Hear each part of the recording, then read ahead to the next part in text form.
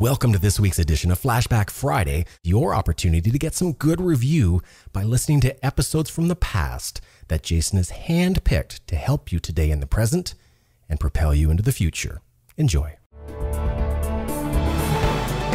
Speakers, publishers, consultants, coaches, and info marketers unite. The Speaking of Wealth Show is your roadmap to success and significance. Learn the latest tools, technologies, and tactics to get more bookings, sell more products, and attract more clients. If you're looking to increase your direct response sales, create a big-time personal brand, and become the go-to guru, the Speaking of Wealth Show is for you. Here's your host, Jason Hartman.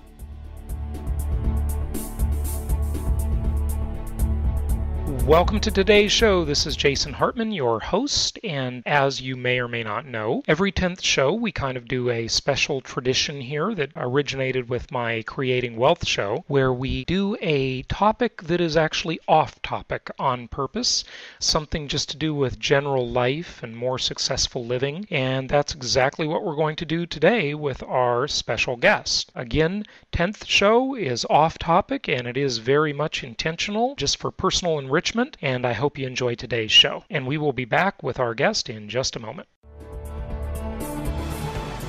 You know, sometimes I think of Jason Hartman as a walking encyclopedia on the subject of creating wealth. Well, you're probably not far off from the truth, Penny, because Jason actually has a 3-book set on creating wealth that comes with 60 digital download audios.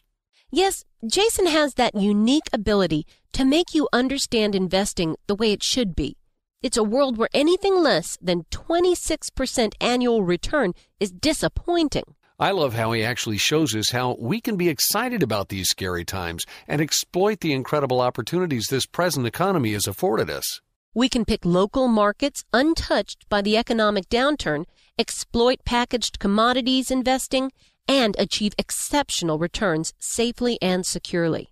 I also like how he teaches you to protect the equity in your home before it disappears and how to outsource your debt obligations to the government. And the entire set of advanced strategies for wealth creation is being offered at a savings of $94.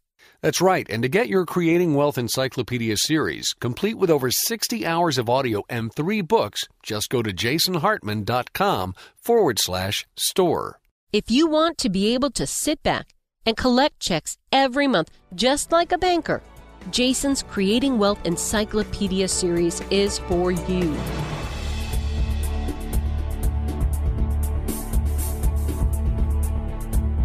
My pleasure to welcome John Gray to the show. John Gray is a very well-known author of many, many books. You may remember him from back in the old days when he wrote the very well-known Men Are From Mars, Women Are From Venus, and all the subsequent books that came out of that work. And he's got a new book coming out entitled Boys to Men. And so we'll talk about the broad spectrum of his work. And it's just my pleasure to welcome John Gray. How are you, John? Well, thank you so much. It's a pleasure to be on the show with you. My pleasure to have you. So first of all, let's talk about maybe some of your older work first and how you became interested in writing about the male-female dynamic and kind of sum that up. But then I'm very excited to talk about your new work coming out, Boys to Men, as well. Well, the interest I had back 30 years ago when I started the understanding the differences between men and women is still present in my life. It's still amazing. As a marriage counselor, so much of the time women just don't understand the way men think, and they really need to understand. It helps them feel more relaxed. It makes them make sense of men.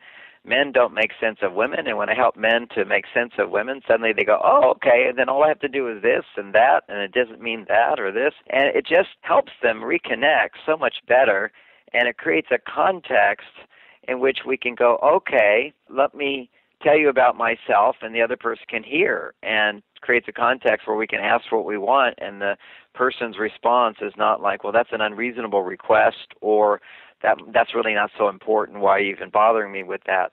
So understanding what's important to women, what's important to men, and it's really a fascinating subject. It's always curious to me. I'm always learning about it, and I guess in the last 20 years there's been so much research in the universities with the brain scan machines and all the progresses in hormone understanding and so forth, there's just a massive amount of research backing up all the ideas that I observed a long time ago, which at that time were very controversial, and now they're much less controversial because we can even back it all up with brain scans showing how men's brains are different from women's brains, men's hormones are different from women's hormones, and I have to say, even that new research which is done on the body, putting it all together, trying to make sense of it, even helped me understand myself and men better and women better. Well, John, that's really interesting. And I suppose when you're talking about the brain scans, you're referring to the new area, the fMRI or functional MRIs, which I think are going to lead to just amazing discoveries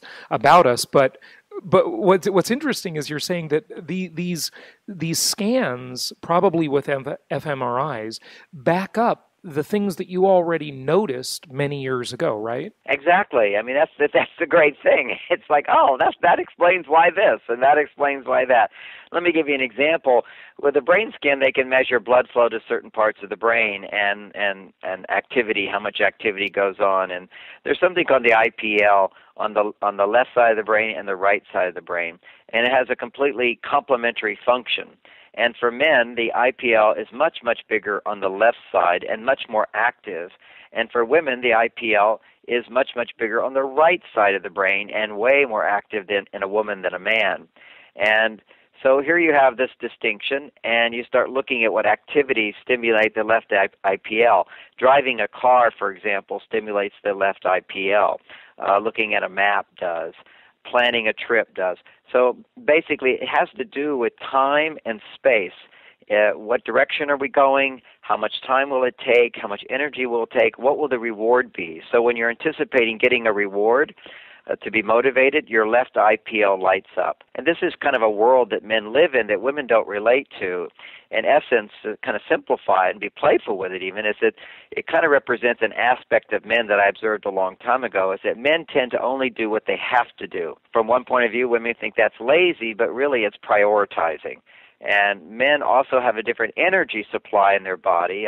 The hormone testosterone gives us energy, and it runs out very quickly in men. Men need to make 30 times more testosterone than women. And so we're sort of always going through a cycle of activity and rest, whereas women are not testosterone-oriented. They're other hormones, oxytocin, estrogen, serotonin. These are like primary hormones that allow her to burn fat as a source of energy. And fat has way more energy than muscle. It's a sustained energy. And men have more muscle mass, women have more fat cells, 25% more fat cells. So they have enough energy to keep going on and on and on without resting until they're stressed. And that's what's happened to women today, is that women today have twice the stress levels of men. This is the stress hormone is now measured twice to 4 times higher than men. And this is just in the last 15 years, these big changes have happened. So that was a big investigation for me. But we come back to the brain difference of the IPL. What we see is the right IPL is much bigger in women. And the right IPL all has to do with nurturing, has to do with relationship, it has to do with what do you think of me, what do I think of you, how do you feel, what do I feel, what should I eat, what are you eating, all these aspects that really you can see are an industry which is primarily suited towards women, are focused at women like fashion and food, and not that men are not interested in those things, making babies and marriages and so forth. Men are interested in that, but the women's brains are way more active and way more connected in those areas than men's are. And women have feedback loops that when they're in a nurturing situation actually lowers stress for women. Too much of a nurturing situation actually raises stress for men and exhausts men. Too much of a testosterone situation actually gives energy to men, lowers stress for men, but raises stress for women. So these are like amazing observations that all these studies have done, and it kind of helps us make sense of, okay, nothing's wrong with my partner, and it's not like we can't ever fit together. We're actually wonderful complements to each other as long as we can have a non-judgmental perspective of the differences when they show up. Yeah, that's very interesting. Well, John, any other things you want to share just on how men and women can get along better and relate better? Because I'm very excited to talk to you about your new work, and I want to make hopefully most of the interview about that today. Okay. Well, this is actually a good foundation for that. But what I've seen is, people ask me if if men and women have become that different in the last 20 years since I wrote Men Are From Mars. Relationships between men and women are dramatically different, but our brains are still exactly the same. That hasn't changed. Our hormone structure is still the same. It's been that way for a long, long time. It's a long evolutionary process. But suddenly, we've changed the dynamics of the relationships. And that is a huge shift where women are doing more traditional male work, men are doing more traditional female activities, and suddenly everybody's more stressed out than ever before. And the answer is not going back in time, but the answer is being able to learn to find the appropriate balance in our life. What I see for women is they tend to go over to their masculine side, their testosterone hormones, which inhibit the female hormones. And they have to make sure that they have balance in their life to understand what are those most important female hormones and how can they not take hormones, which is what women are doing today to try to remedy the problem, but how to do certain behaviors that will stimulate those hormones. Ultimately, if you take hormones, you may get symptomatic relief, which for some women just feels like they've gone to heaven.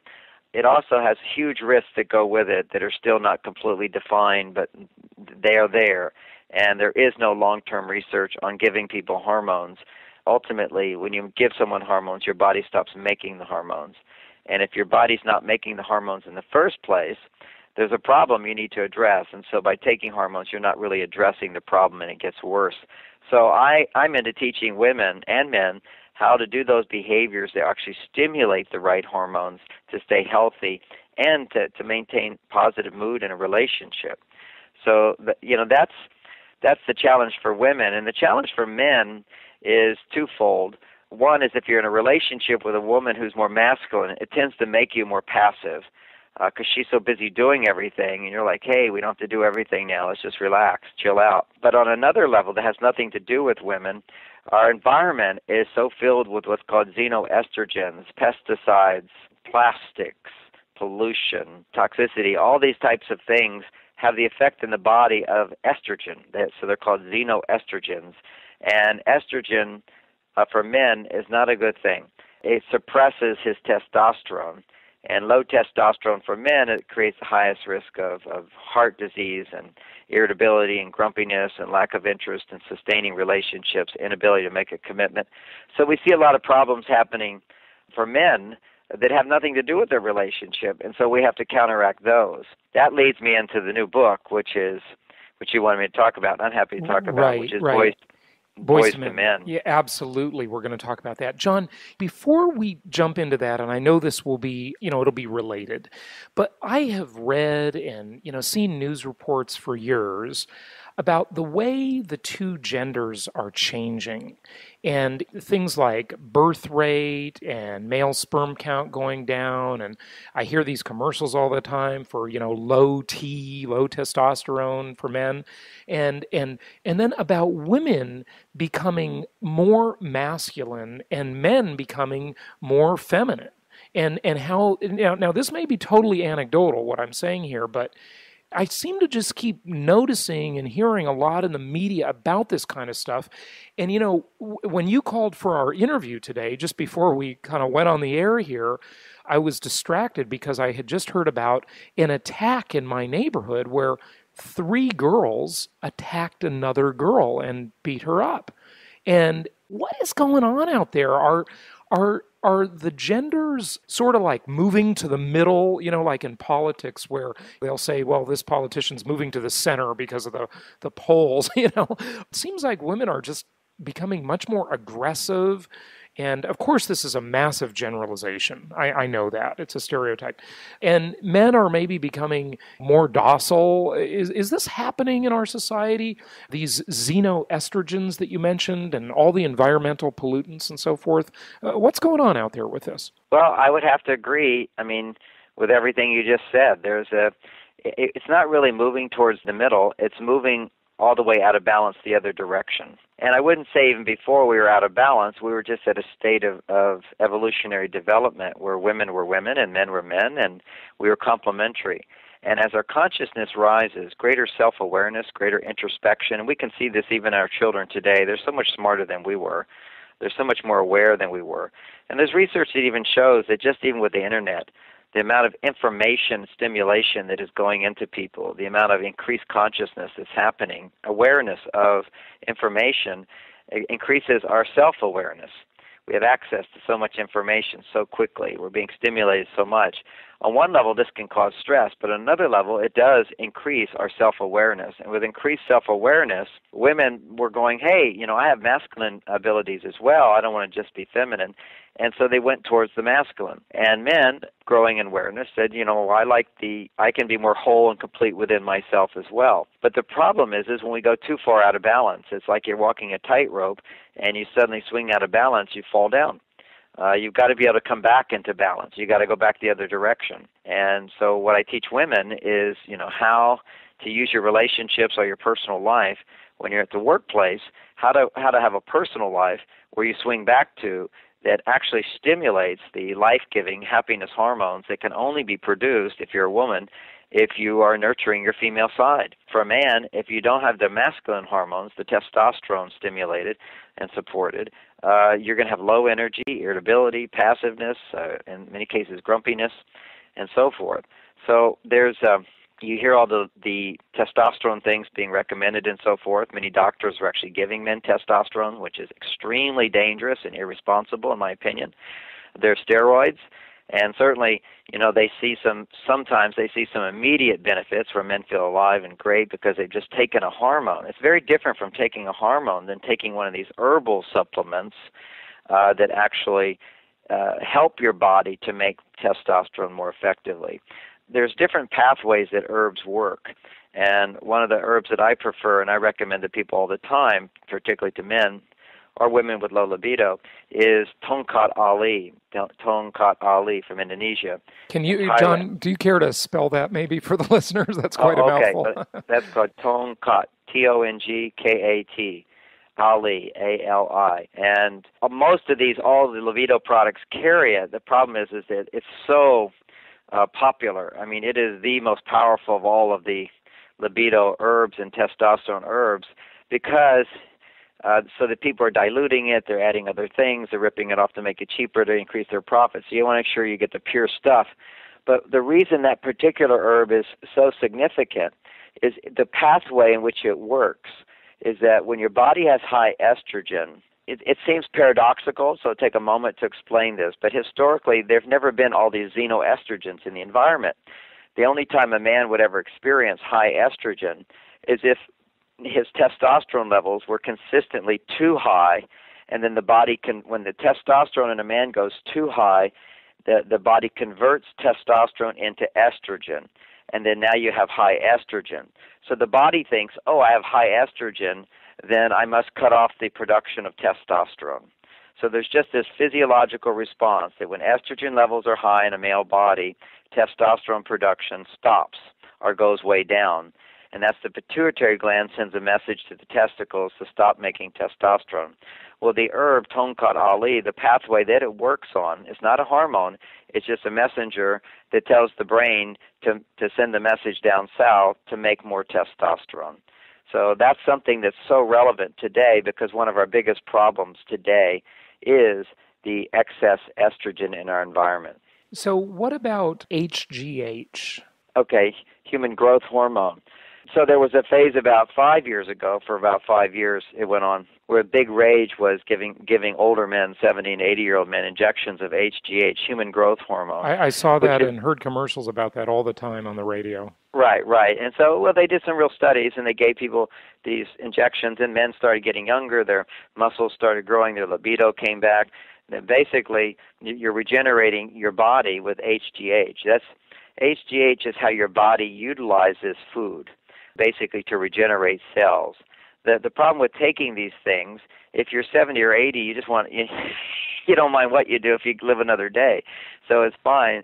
But for younger people, we don't know the long-term results of adding these substances to the body. What we do know is consistently the way the body works. If you take things that actually are the substance your body makes, then your body gets the message that it's too much and it shuts down.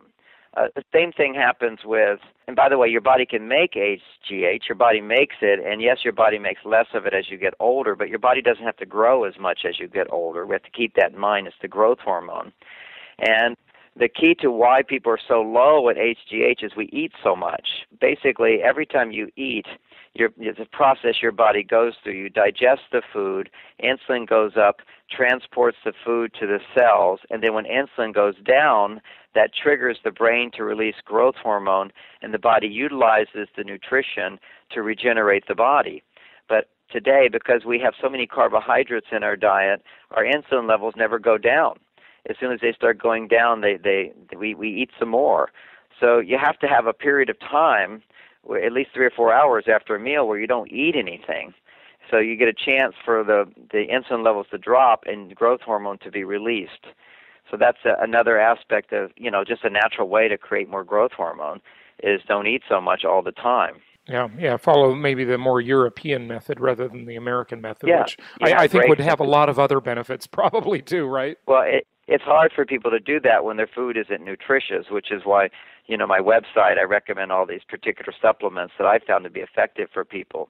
But, we're making huge advances today. I don't want to be critical of anybody, but, we have Parkinsons, which is another big, big deal. And what they do is they give them dopamine, and then as you take it, then the Parkinson's ultimately gets worse and worse. Your body habituates to the dopamine, and that's caused by receptor downregulation until you don't have any, and then nothing works. So the drug itself works, but you have to keep using more and more and more. And it's not even a drug, it's a bean, Mucuna parens, that's high in dopamine. Well, another scientist in Chicago realized the same concept I'm talking about. If you give your body a huge amount of something, then your body stops making it. And so if you give a lot of dopa to somebody, what happens is your body stops making the enzymes that convert phenylalanine into tyrosine, and tyrosine has all these other functions in the body, and your body stops making serotonin. So if you just supplement with other supplements while you're doing the dopamine, then suddenly you can get a dose of L-Dopa, and you don't have to keep raising the dose, and the Parkinson's doesn't get worse. This is like a huge breakthrough. And then what he found is that same formula of taking some extra tyrosine and some 5-HTP to make serotonin has a dramatic effect in helping kids with ADD and ADHD. Literally, in a few weeks, your child doesn't have ADD and ADHD. I mean, it's amazing the discoveries that are out there, but you won't hear about them anywhere. Yeah, John, is it just the big pharmaceutical conspiracy? Because it seems like everybody is just taking drug after drug, prescription drugs, of course I'm talking about. Nowadays they're just drugging people up. It's really scary. It is very scary, and conspiracy always creates the word, then suddenly discredits what you're about to say. But I could just say it's business. It's business. When you have a product, you want to sell it. And the most profitable product on the planet right now is health care. And to make money off of people being sick. If you actually healed everybody, then you wouldn't make any money, and that's not a very productive business. So just the whole concept of making money off of people's health is pretty challenging, particularly if they're sick. But take it another step away from that and just go into, the markups on pharmaceutical drugs sometimes are 2,000 times. On a supplement, it's 50. It's like costs $50 to, the health food store gets it for $50. They probably sell it on sale for $75. They make not even 100% markup. So there's just so much money in the industrial complex, the pharmaceutical companies. And then there's a whole system. They then pay for all the research to be done. They then determine the curriculum for our doctors, who many people think doctors are health experts, and they're not. That they realize they're not trained in being healthy at all, and quite often they're not healthy themselves. Unless they're a naturopathic, holistic doctor who studied naturopathic medicine, homeopathic medicine, they don't know very much about being healthy. They know, somewhat, but they don't understand all the value of these supplements, and they think it's like talking witchcraft. And then we even have laws that say if somebody gives advice, you have to go check with your doctor. Well, what does he know? The doctor doesn't know anything about it. Well, he knows. I don't want to minimize it. Doctors know, but they don't understand all these new developments in the supplements and so forth. Yeah, I agree with you. And the doctors I know, I don't think they're any example of good health. It seems, John, that the Western medicine idea is just cover up symptoms rather than deal with symptoms. And we don't have to go too far afield with this whole thing, but I'm sure we both agree on that. Well, we certainly do. And we can come right back to, my new book, which is, and I know you wanted to talk about it, which is, it's not out yet, but it's Boys to Men, this huge crisis in boys. Now, girls have their own crisis, but the boys is sort of overlooked, and most people are not aware of it. But just some of the symptoms of it are right now in colleges, there's 2 women graduating to every guy. So that's a 2-to-1. In high school, there's 2 girls graduating to every boy. There are 4 times as many boys committing suicide in their teenage years than girls. 90% of all children with learning difficulties are boys. What is going on? What is going on? It's just everybody's going, what's happening? What's happening? Then what we see on another level is many of these children who have learning difficulties or close to learning challenges, they're diagnosed with ADD and ADHD, attention deficit disorder. Now, if you have attention deficit disorder and a teacher is teaching you, you become bored very quickly. If you have ADHD, you're so bored you become restless and you become distracted. So these are 2 really big problems, and typically boys are way more vulnerable to ADD and ADHD. Their research is saying, there's 4-to-1, 4 boys to 1 girl with ADD and ADHD. And so, however, in my own anecdotal experience talking to teachers, usually 9 out of 10 kids who have ADD in schools are boys, and a lot of it goes undiagnosed as well. But what you can just look at just the grades and the outcome is the number one ingredient that you need for good grades, which is a measurement that we can compare to 10 years ago, 15 years ago. Boys have gone dramatically down, and it's comprehension, to be able to comprehend, to be interested, to not be bored, to stay focused, and to comprehend. This is our intelligence, and it's being restricted for some mysterious reason.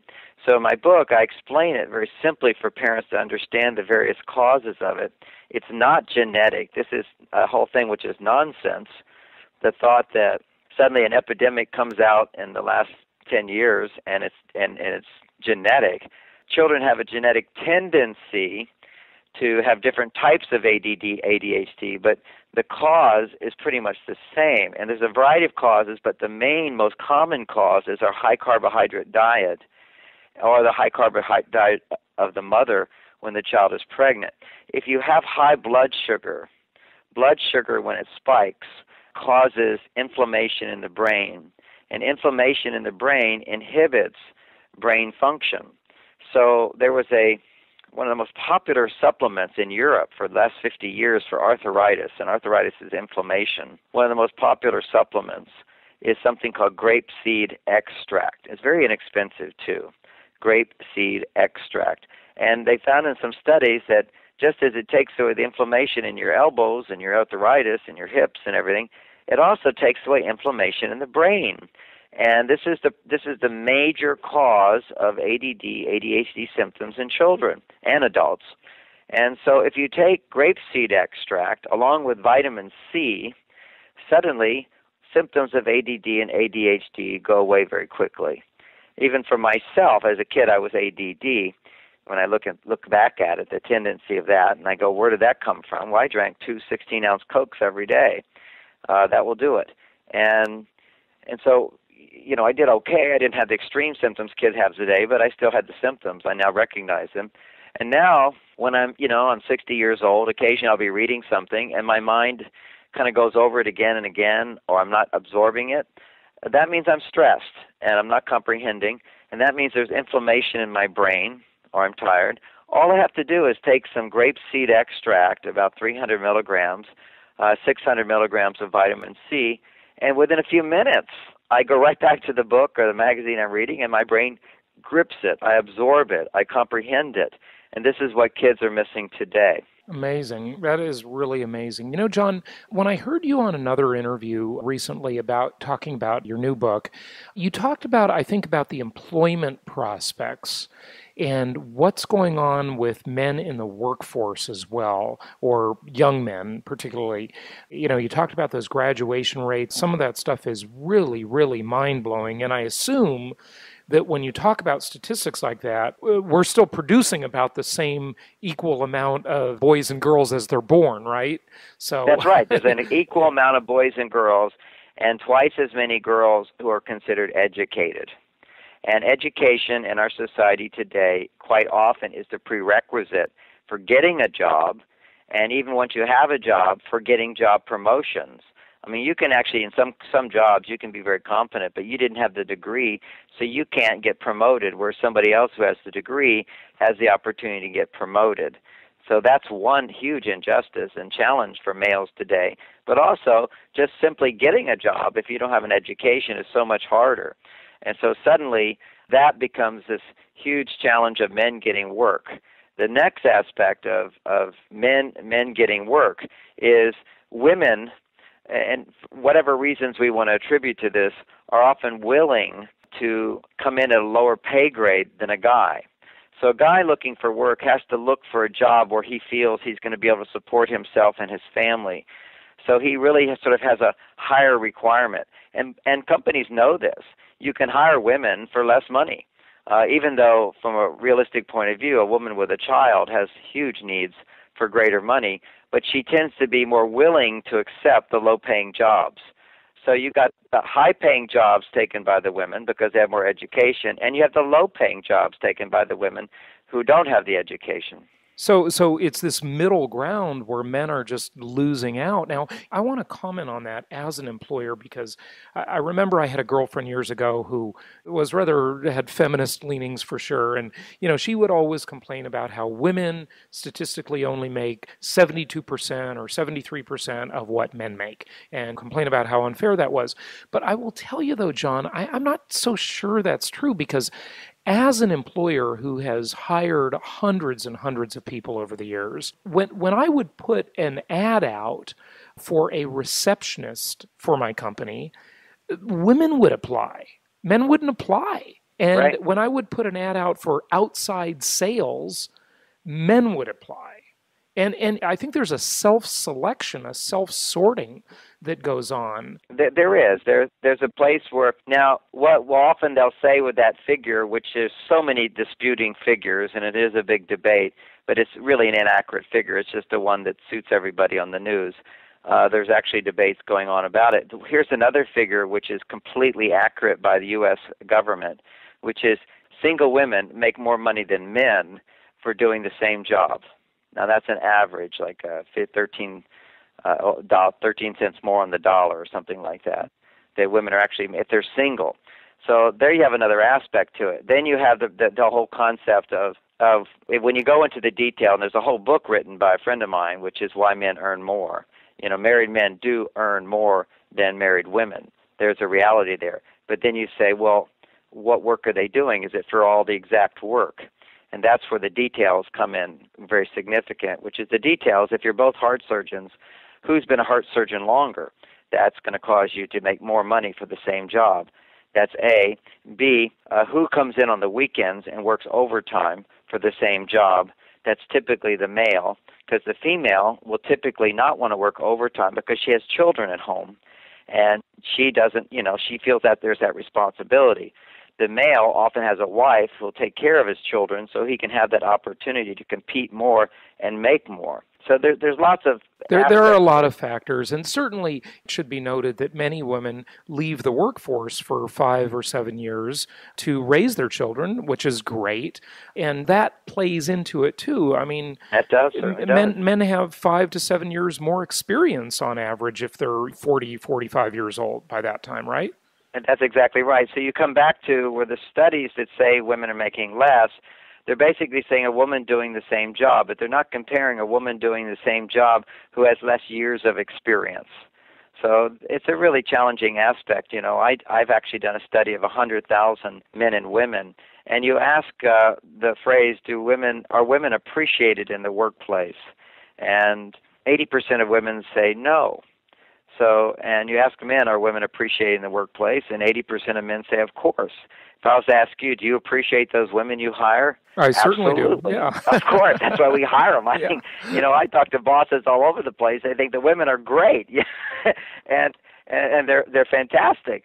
But these women actually will say in a survey, I don't feel valued and appreciated. So I'm also working on a book called Gender Smart Workplace, where we close the gender gap, where men can understand why women are not feeling valued in the workplace. It's not about the money that women, on a personal level, I've never heard a woman say, I don't feel valued because I'm not making enough. That's just some political feminist statement kind of a thing. On a personal level, women will say things like, I don't feel included, I don't feel valued, men walk on eggshells about me, they have their own club. You know, there's all kinds of issues that do happen in the workplace that can really make the workplace better if we understand how men and women are different. You know, how does a woman feel appreciated? You know, even in my own life when I was just had a counseling practice, you know, I had this great assistant, Helen. She's still a very good friend, and she wanted to quit. And I said, why? And she said she didn't feel appreciated. Now, emphasize, she's a great assistant. I felt my lucky stars to have found her. But the way I communicated to her didn't say to her that she was appreciated. So I said to her, well, what would it look like if I appreciated you? She said, you'd know more about what I do. And this is a real key thing. Men feel appreciated when you just acknowledge the results of what they've done and you pay them well for it. They go, look what I did. But women don't feel valued unless you really understand all the work they put in, the struggle they put through, the angst they go through, the experiences they have, the highs and the lows. And we're not talking a therapy session here. We're just talking a few extra minutes every day to listen and ask questions, to know the more details about what she goes through.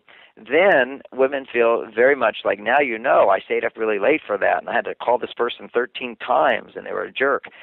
If you understand what they go through, then they feel, you really value me. Because if you don't know what somebody does, how can you value them? And that's the perspective women have. And that is, again, we come back to brain differences. That's the right IPL that says, see how I feel, see what I do, and then you can value me. But for men, it's the left IPL, see what I did in terms of the outcome of what I did and what I accomplished, and that's where men feel valued. Mm-hmm. Yeah, interesting stuff.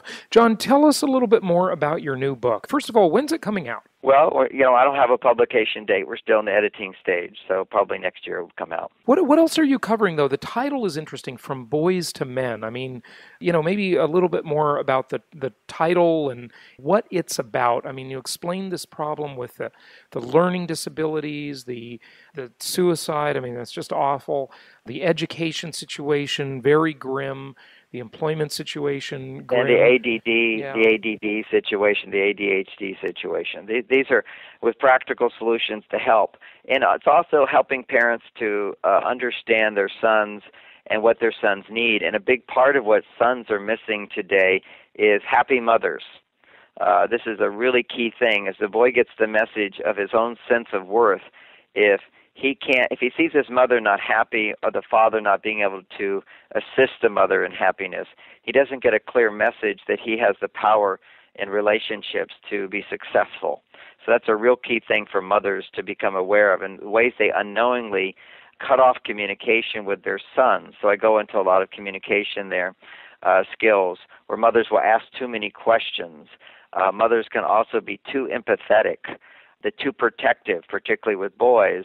Boys need to have a greater sense of risk-taking in their life.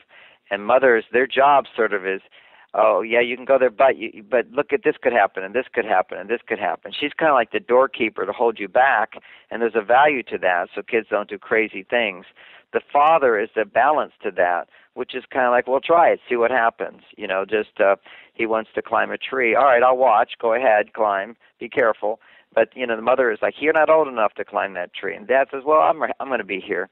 And there's a whole dynamic as well of the role of the father that we talk about in terms of sons. Some research has shown that kids who, when parents divorce, if the child goes with the father, if the boy goes with the father versus goes with the mother, there's a much more positive outcome for the boy if he goes with the father, or has, you know, if it's both mom and dad, it's even better. But if it's one or the other, the boys that go with their fathers actually end up better in life. And right away, what we find is just boys who grow up with mothers, single mothers with boys, have a much higher percent of ADD and ADHD problems, whereas the boys who go with their dads don't. And this is the influence of dad. Dad is just the presence of men with men increases testosterone and increases dopamine. And ADD is a condition of inhibited dopamine function. So just boys being with fathers in control of their lives has a huge effect of setting boundaries which helps to stimulate dopamine in the brain of boys. You can see in a child, they've actually measured that when a father comes into the room, a different brain chemical gets produced, and that's dopamine. When the mother comes into the room, a calming brain chemical gets produced, serotonin. So we children need a balance of mom and dad, and if they're going to get a divorce, they need to make sure that they still have that balance and make peace and provide a network for those children of contact with both. These are the ideals. We have to know what our North Star is to navigate the ship.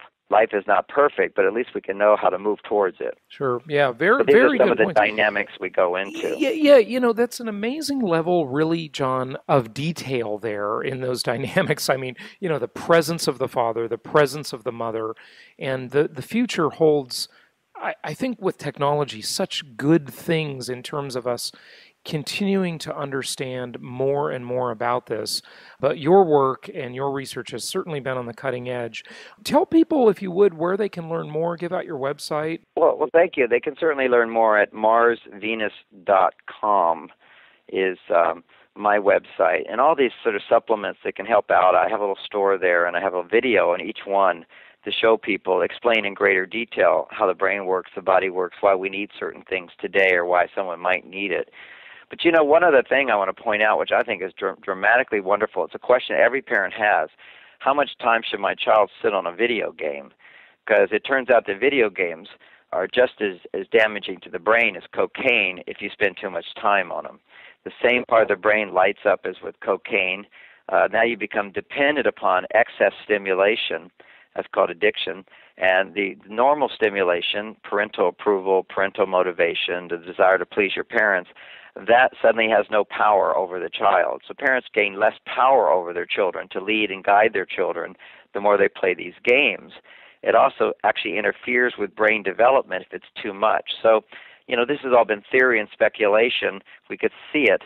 It certainly was an addictive thing. You take the video away from the child, they get upset, just like you take away a drug. Now we got research showing that when a child's playing a video, you've got the middle part of the brain called the nucleus accumbens, where there's a lot of pleasure, gets stimulated, and there's nothing wrong with that. That's then connected to, there's a blood flow from there to the front part of the brain, which is the executive center of the brain. For the first hour of a video game, there's that connection between the middle brain and the front brain. After about an hour, the front brain just turns off, and the middle brain continues to be stimulated. That's not good. That's the addiction setting in. That means the child's actually gaining less control over their life about making decisions, and they're more into just kind of a conditioned reaction state, more like a conditioned animal, a monkey, that you can train them to do something. That part of the brain is actually called the monkey brain, conditioned brain, as opposed to the front part of the brain that is stimulated through education, where children learn to set goals, achieve those goals, behave responsibly, explore morality, and so forth. That part of the brain actually turns off after about an hour. So for the first hour, they're learning good skills. So, that's a nice study because it kind of says to parents, all right, don't worry about for an hour, but after that, it's too much. Kind of like with a vitamin pill, it's good for a certain amount, but if you take too much, it can make you sick. Yeah, most certainly. Well, what are you doing in the way of supplementation and products? I see on your website that you have products and so forth. Oh, well, they're not my products. A few I designed because nobody else had them. But what I do is I'm kind of a consumer. I test all this stuff and see what works with my clients and test it out, see what what's really working out there, and try to find the best deals for people and recommend things. And so I have like a little 10-minute video on things for depression, particularly relationship-oriented things, depression, anxiety, mood disorders, energy levels, libido, passion, hormone balance, menopause. There's a product there that I imported from Korea called RX for Women, and that does have my picture on it because they market it there with my picture because I'm kind of well-known there. But that one, in 3 days, women's hot flashes stop.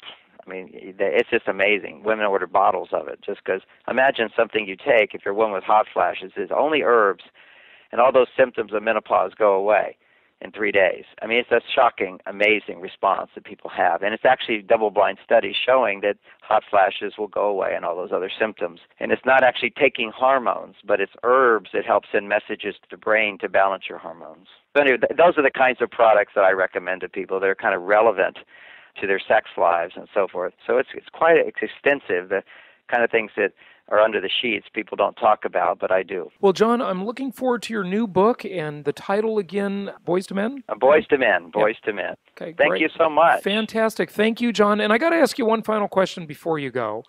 How did you ever think of the title, Men Are From Mars, Women Are From Venus? What a great title. It took 2 years of looking for a way to talk about gender differences without people suddenly getting upset. Because this is back 30 years ago. And I'd seen, in 1984, I saw the movie E.T. And in my talk, I happened to say, women, just imagine your husband's E.T. And they all laughed. And I thought, this is the perfect way to talk about it, like from different planets. And some woman even in that talk said, where's my husband from? And I said, Mars. And that was it. Everybody laughed. I said, this is it. This is what I've been looking for. Good stuff. Well, John Gray, thank you so much for joining us today. Really appreciate it. You're very welcome. Thank you. Bye-bye.